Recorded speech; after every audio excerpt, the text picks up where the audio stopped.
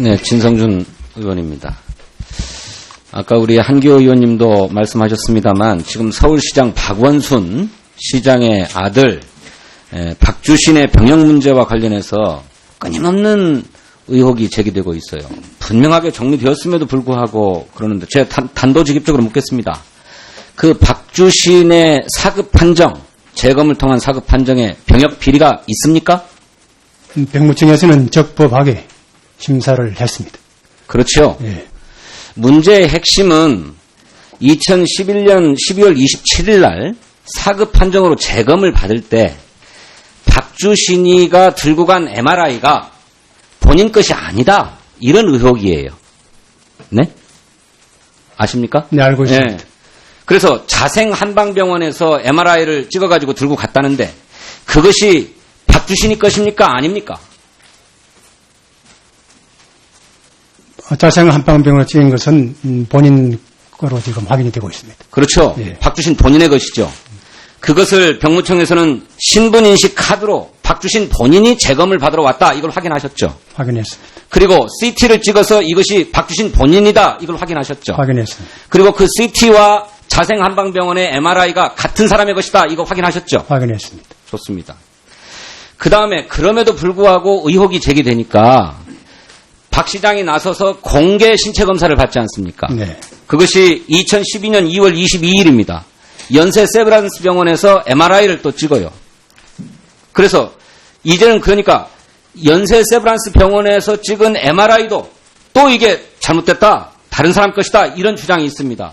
그 연세 세브란스 병원에서 찍은 MRI 그거 박주신의 것입니까? 아닙니까? 박주신의 것이라고 그때 발표를 했습니다. 그렇죠. 예.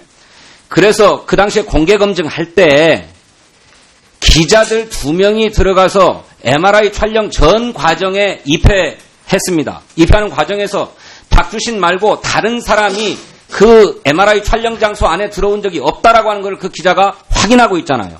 그렇죠? 그것까지는 제가 모르십니까? 모르고 있습니다. 그거 확인됐어요. 검찰에서 그렇게 수사해가지고 진술하고 있다라고 밝혔습니다.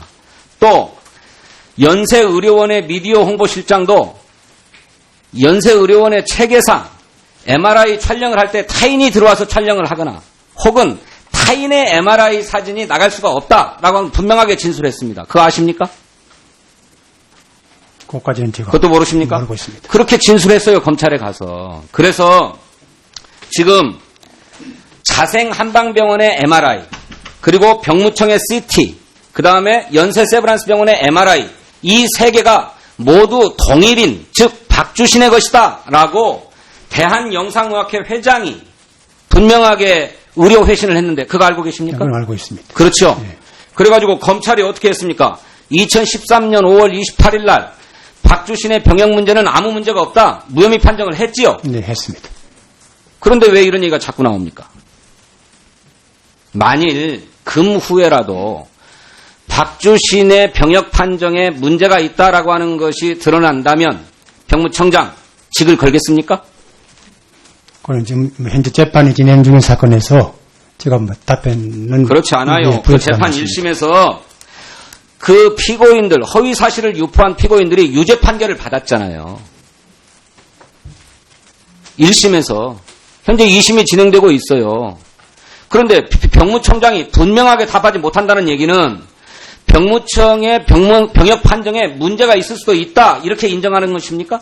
뭐 그런 것은 아닙니다. 직을 걸고 문제가 없이 적법하게 처리된 것이죠?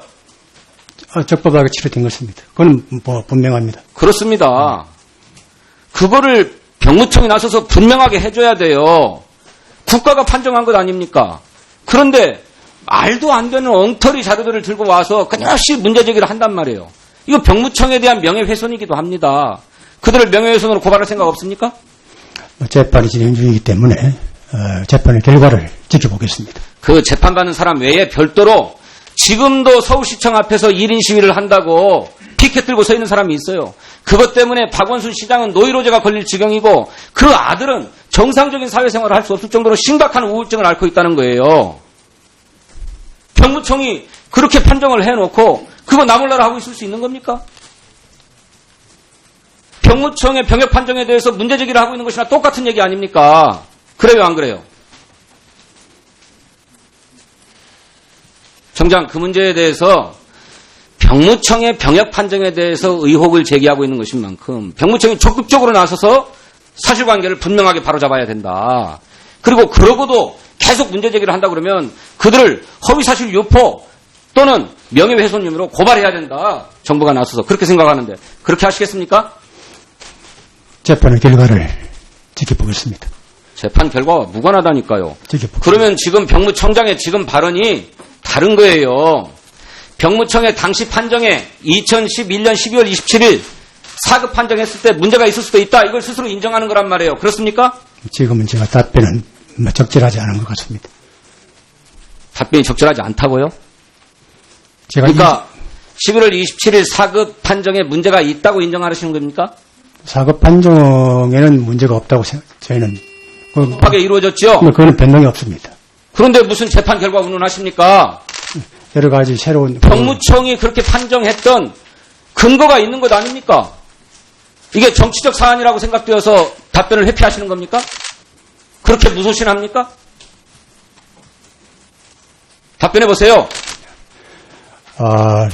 이 문제는 여러 가지 이 논란이 계속되고 있기 때문에 그렇지 않아요. 정치적인 문제가 아니에요. 여야의 문제가 아니라고요. 새누리당도 단 한 번도 박주신의 병역 문제에 대해서 공식적으로 문제 제기한 바가 없습니다. 여기 계신 우리 국방위원님들이 누구보다도 그 문제에 대해서 철저하고 엄격한 분들 아닙니까? 단 한 번도 얘기가 없어요. 다만 이 문제를 아주 악의적으로 고의적으로 문제 제기를 하는 바깥에 일부 시민들이 있는 겁니다. 네? 그들은 허위사실 유포로 고소되어가지고 1심에서 유죄 판결을 받았고요. 그런데 병무청장이 그렇게 무소신한 답변을 할 수 있습니까? 정치 사안이 아니다 이 말이에요. 답변해 보세요. 병무청에서는 현재까지 저희들이 그 판단한 내용에 대해서 저희들은 확신을 가지고 있고 이 문제는 재판의 결과를 보고 저희들이 더 판단하겠습니다. 네, 수고하셨습니다. 홍철호 의원님 질의하세요.